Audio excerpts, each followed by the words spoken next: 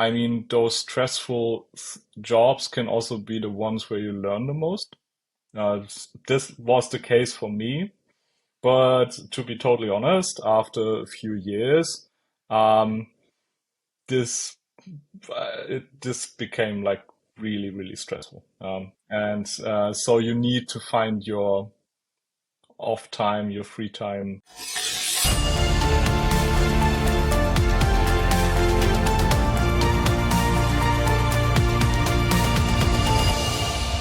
Welcome to Blue Team Diaries, the podcast that celebrates and honors the professionals who work tirelessly to defend their organizations and those who build tools to support defenders. In each episode, host Peter Manev invites his guests to share their stories and experiences in a fun and lighthearted conversation. Blue Team Diaries is sponsored by Stamus Networks, a global provider of network-based threat detection and response solutions. Learn more at stamus-networks.com. Hi and welcome to Blue Team Diaries. I'm Peter Manev and today my guest is Robert Haist. Robert has more than 10 years cybersecurity leadership experience with a focus on threat intelligence, incident response and digital forensics. He holds a Master of Science with distinction in Advanced Security and Digital Forensics from Edinburgh Napier University and an Executive MBA from the Quantic School of Business and Technology. Robert is a passionate about open source software, music and digital solutions for a better and fairer society. Hi Robert, welcome to our Blue Team Diaries. Straight to the point. Great to have you with us here. Straight to the point though. Can you share a cool project you have been working on recently?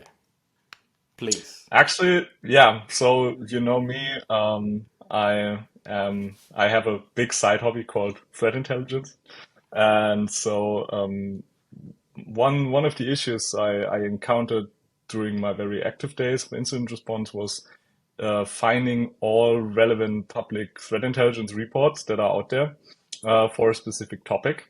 And I always thought, why is there no like a public library for threat intel report that have been published?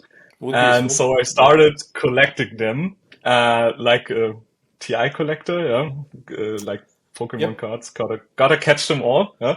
Right. And so I managed to like amass a library of around 13,000 reports now. Impressive. And I made a big search index and also combined it with stuff from the amidst project and other open source projects and made a website so you can search all of those reports. Excellent. And What's the name of the website? Oracle.eu. Yeah. Thank you. And okay. so it also has an API. It just has a rate limit, no API keys, so people can go nuts with it. And so Okay, cool. this is what I always wanted to use myself, and so I built it for the community. But actually, so this is actually, as you mentioned, something for the community. Is it you doing it all by yourself, or you have others that are helping you out? So the software and the website, I built everything myself, and I also maintain it. Of course, the most important part in projects like this are your sources. And so I have like a number of sources who themselves put a lot of work into curating a smaller subset of reports. Oh, that's awesome. Like the MIST project, I already mentioned them. We have in Germany a project called Malpedia. Maybe you've also heard of that. Yep, very well aware of it. Yep. We have a little bit more adventurous website like Weeks Underground, but they actually have a huge portfolio of papers on their website and let me use them. And so, yeah, this is the very important previous work. Very cool. And thank you for sharing it with the public and the community and all that. Those are also that's actually, I think, very important. But a question out of curiosity, alongside the project, though, if I may, what you mentioned that it's something you always wanted to do, but what was mainly missing, let's say, from if you compare that to other reporting sites or tools, or it doesn't matter if it's open source or commercial or free or not free. What was the missing link that led you to say, hey, this actually is missing. That's why I'm doing it. That's the reason. So, I mean, the most important thing, and you probably can relate, is time. So, when I was doing a lot of incident response and other stuff where you have very irregular working hours, I just didn't have the time to think that through, look for the right open source tool to also build this, because I also built this just using open source tools.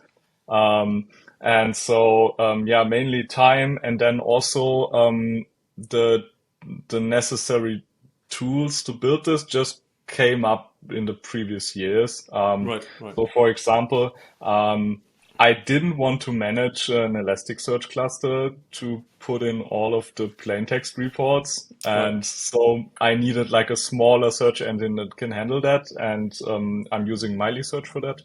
Um, and so, yeah, so there were like, and also the biggest thing is it needed a front end, and I'm a backend guy. I mean, I do Python, I do Go, and I knew that if I wanted to build something useful for the community, it needed a front end. And Awesome. so I needed the 2 weeks of time to learn React, and That's pretty it's fast. it's Yeah. it's still quite ugly. So you can see that I prioritized for functionality and not for the looks. It needs to work. That's rule number one. Okay. But Yeah, absolutely, I agree. I promise someday I'll also learn how to make it prettier, and then I'll do it. Yeah. Well, as you mentioned in our line of business, incident response, here the main part is the response, right? You need to do it as fast as possible and as accurate as possible. So totally understand that. You were mentioning irregular working hours. You mean like somebody disclosing a CV on Friday at 12 a.m. or something like that, 1 a.m. at night, those type of irregular hours? Yeah. Yeah, sure. We can Yeah, relate to that.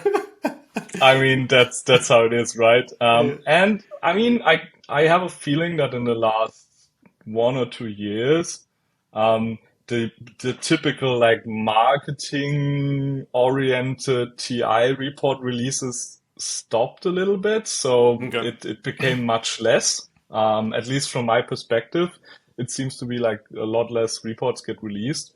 And a lot of times those reports also were like pushing the PR wave and the marketing waves in front of them. And then you had like the Twitter storms, and Yep. then somebody from top management called you and was like, "Hey, I read something on Twitter. Did you already take care about that, Yes. right?" And so those are your Friday nights then, yeah, and probably your Saturdays. And so I think the last big thing in that category was probably Log4j. So this Ah, was yeah, like yeah. the One of by actually, no doubt, one of the biggest ones out there so far, at least. yeah. Anyway, for sure, everybody's gonna be through that sort of urge to fix. But along those lines, though, talking about incident responding and similar things, like can you share like oh crap moment or close moment which you were nearly breached, if you can share? I mean, and Um, your team managed to actually avert disaster or something like that. I need to give you an evasive answer on that, All right, let's go. but I'll take but it. but yeah, actually, so what we see on a regular basis is, of course, you have phishing emails a lot, and they tend to detonate on different parts of your defense lines, right? Mm-hmm. And so, if actually phishing emails manage to go like through all like the first four line of defenses and then actually ends up in a user inbox, and then the user gives you a call, Clicks. that's no, I mean that's like that clicking is really really rare these days, Okay. from my perspective. But when this person then gives the security team a call, that's like one of those rare moments where you actually see if your security program is worth it or not. And Okay, so gotcha. and let me elaborate a little bit on that, because there's like multiple dimensions to that in my perspective. And the first perspective is trust.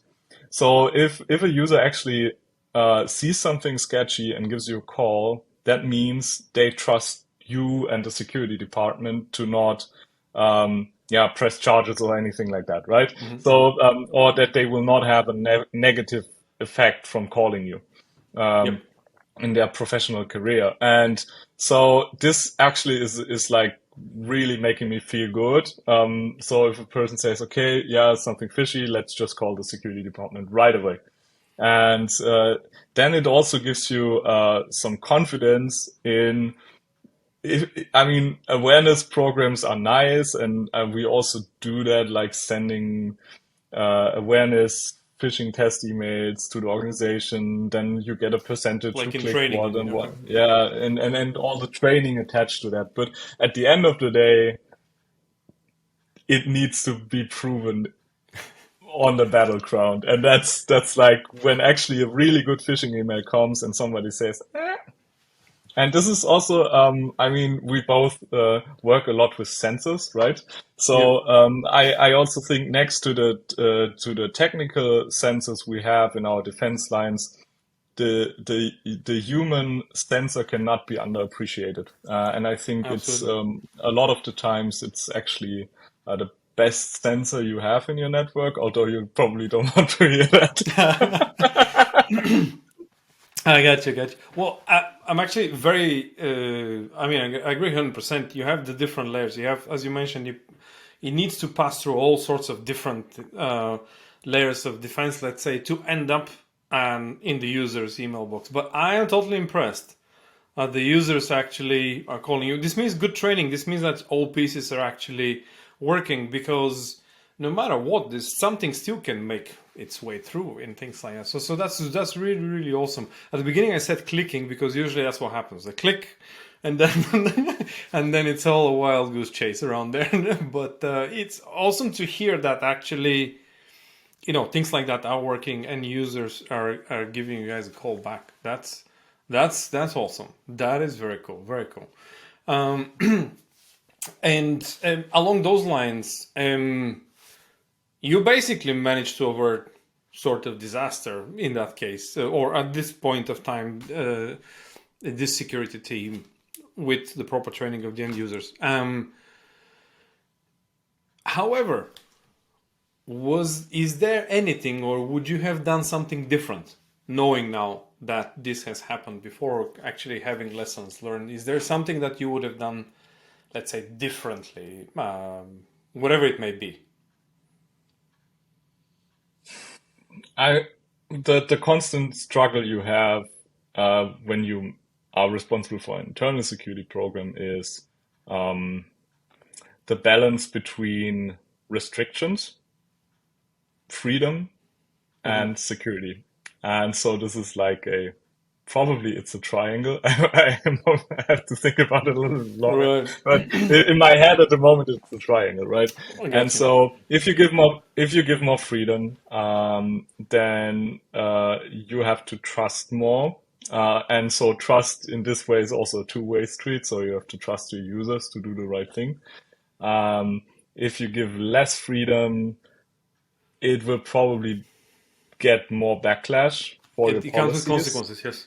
Yes. Yes. And also what we've learned, if you talk to other people in the industry, the more restrictions you do, the more the people try to avert your defense lines. Yep. And they will be creative and they will find ways around it. And you probably don't like how they That will be circumvent your okay. controls. So yeah. So you need to find the right balance that people don't feel the need to come up with creative ideas to circumvent your Right. Right. controls. Right. Right. Yeah. Because then you have to fight two ends, right? You have to fight the bad guys, and you have to figure out the other circumvention as well, and things like that. Okay. Well. Yeah. Cool. Cool. Well, speaking about people, technologies, tools, and all those sorts of things. What's your favorite tool? What's your go-to tool? What's the tool that you're like, okay, I cannot live without it in my daily job or something like that. What would that be? Is there one? Is there five? What is it? So it really hurts me to say, but these days as a CISO, it's probably PowerPoint, and I never wanted to become that person. Um, so back when I was doing more incident response, my favorite tool was X-Rays Forensics. That's just how it Okay. is. I mean, I did so many great analysis projects by using X-rays. It was really like my favorite tool. And then all of the powerful open source tools around it, like Log2Timeline, Later Plazo, All you right. have TimeSketch, you have MISP, and that everything was really nicely integrated at some point, and you could really build like a professional incident response service based on open source tools, and you didn't miss out a lot when it comes to commercial tools. Um, but only when it came to like really deep dives into disks, searching for like the last few bytes that an attacker might have missed in some area of the hard disk, X-Rays was like the most powerful tool for me. So this is like the pro tool to go to. Okay, awesome, Yeah, awesome. I mean, usually when you do like incident response these days, you do triage on many machines, Yep. and then identify like machines with a very high activity rate of the attackers, and then those systems you actually spend some time for a deep dive to uncover some tooling or behavioral technique kind of things. So this is what I actually used X-rays for. No. Yeah, sure. Sorry, just something came up to me as a question in that line of thought. Like with the remote working, that is more and more relevant since the pandemic, COVID, and all that stuff. Did that affect those deep dives, in your opinion? Since people would be like, presumably, with a laptop working remotely from their home or from whichever way location, did that kind of have any restrictions on the way the blue teams were actually doing deep dives or responses? And I'm asking that because you mentioned deep dive on a machine, but I assume a machine could be an end user PC, for example, a laptop somewhere, or a server, Yeah. which will be really bad because that's a server inside the organization.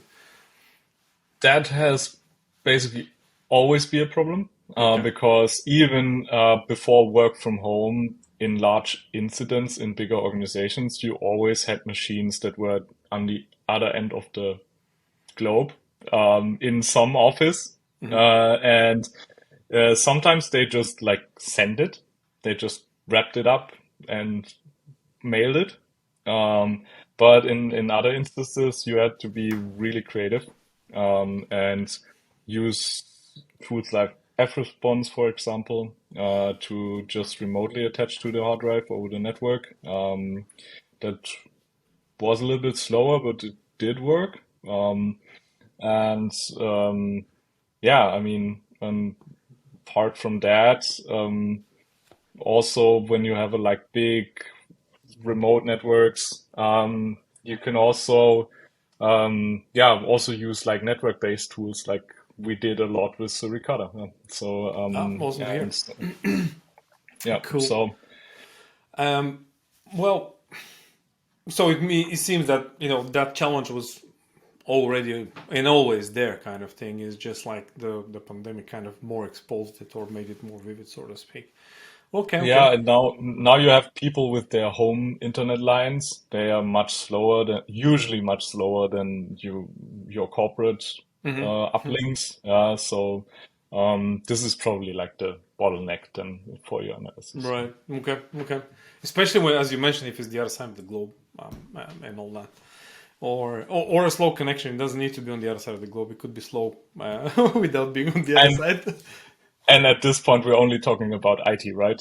So if you talk about an OT device on the other side of the globe, that's a whole different story. And you Right. probably want to put someone on a plane. And Is that? Yeah, I was gonna say, is that a plane ticket? Yes. yeah, that's the plane ticket. Yeah. Yeah. Okay. Okay. Okay. Understood. Well, all right. So challenges exist. We still keep the fight, blue team, right? So, what would you say to a younger colleagues that, or people, younger generation people that are thinking about joining the industry and becoming a cyber defender? Like, All right, if you give him a piece of advice, what would it be out of your extensive experience? I think a topic that has been gaining some momentum in the last years, but I think is probably the most important is mental health. Because it's really stressful. So cybersecurity, depending on what area you actually work in. So either you work in a SOC, that could be like more closer to regular working hours than being out in the field as an incident responder, traveling a lot, living basically from hotel to hotel, plane to plane, time zone to time zone. So, and if you or even, yeah, most of the times your employer doesn't value your mental health, this can become a not so pleasant job very quickly. Right. And so, watch out for the balance. I mean, those stressful jobs can also be the ones where you learn the most. This was the case for me, but to be totally honest, after a few years, um, this this became like really, really stressful. Right, right, right. And so you need to find your off time, your free time. You need to also like find something outside of those emergency oriented jobs. Right, you need to balance it out. Yeah. Yep. I often find it, but myself, it was always very interesting. You can always learn something new and things like. But I 100% agree with you. The stress level and things like that, you have to constantly be on and doing all those things. So it's a tough job, basically. If I sum it up, but you've been doing that for a long while now, so it's always been a tough job. So what motivates you to work in this field? Why are you still keeping on working in there? Why did you not change to, I don't know, something else? What keeps you there? I mean, for most people, it's they strive for like mastery, autonomy, purpose, right? And so I put a lot of work into having knowledge about what I do. So it would probably also be just a waste to do something else. And but on the other hand, I mean, the nice thing about the cybersecurity industry is you can try different things, right? It tends to stay interesting if you're like self-motivated, if you don't start learning.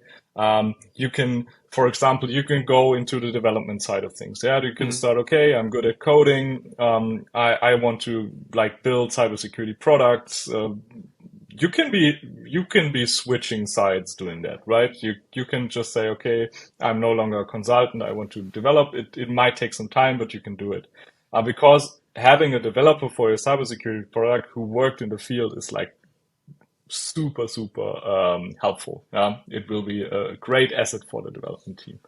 sure. On the other side, I've also seen people switching the other way around, right? They said, okay, now I developed those products, but what those guys are doing, incident response, it's super amazing. I want to learn doing that and Right, right, invest right. some time into that and then just got out into the trenches, right? Yep.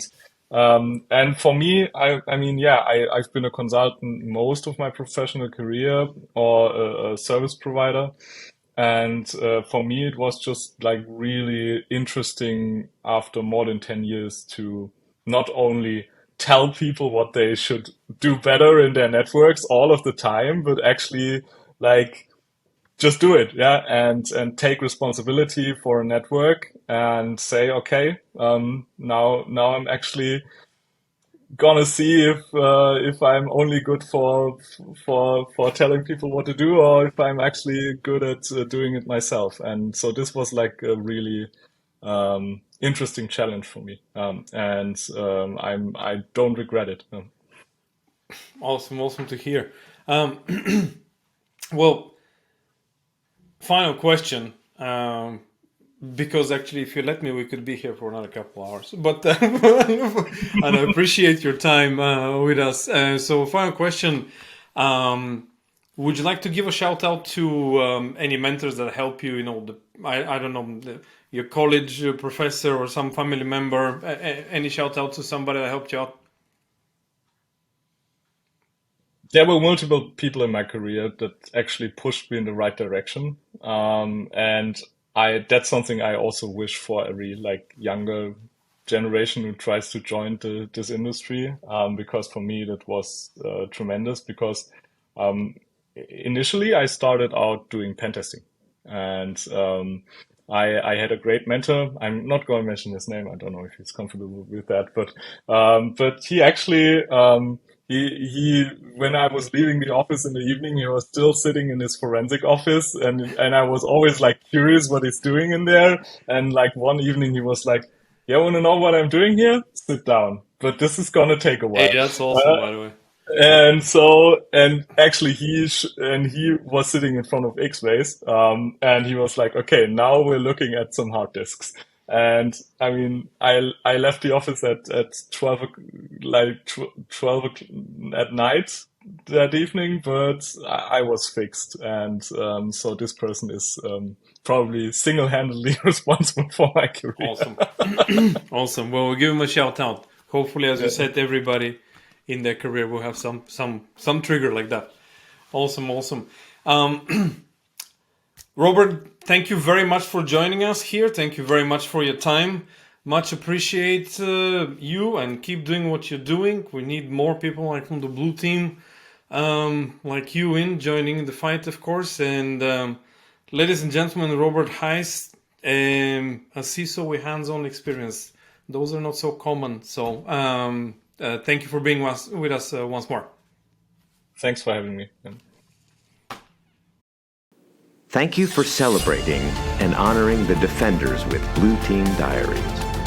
You can find this and all our previous episodes on Spotify, Google Podcasts, Apple Podcasts, and YouTube. If you're interested in learning more about our sponsor, Stamus Networks, please visit stamus-networks.com.